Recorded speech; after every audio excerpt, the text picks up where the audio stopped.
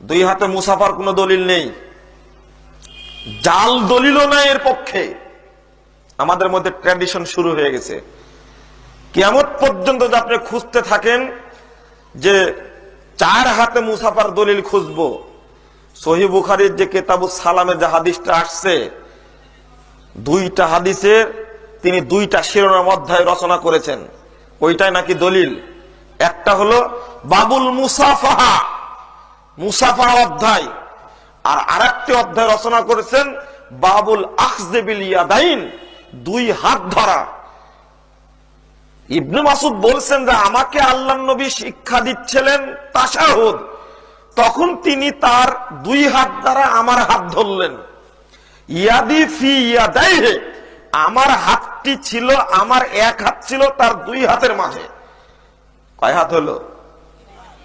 চার হাত কোথায় পাওয়া গেল? ওইটা মুসাফা না। আমি একটা ছেলেকে অনুরোধ করে বলছি এইভাবে, বাবা তুমি কাজটা করো, এটা কি মুসাফা?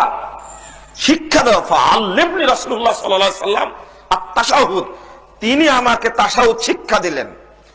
ওয়া ইয়াদি ফি ইয়াদাইহি, তিনি আমার হাত ধরলেন যখন তার আমার হাতটা তার দুই হাতের মাঝে ছিল। কয় হাত হলো? এটা মুসাফা হলো? তার আগেই তো তিনি অধ্যায় রচনা করেছেন বাবুল মুসাফাহা, ওখানে তো ঠিকই এক হাতে মুসাফা ওমর রাদিয়াল্লাহু সাথে করলেন, মুহাম্মদ সাল্লাল্লাহু আলাইহি ওয়াসাল্লামের এক হাত, ওমরের এক হাত। এখন আরেকটা যুক্তি বের করেছে, সেটা হলো ইহুদি খ্রিস্টানরা এক হাতে হ্যান্ডশেক করে, সুতরাং এটা করা যাবে না। ও হুজুর জানেই না রবি ঠাকুর দাঁড়িয়ে রেখেছে, তাই দাঁড়ি আমি কেটে দেব? আশ্চর্য না।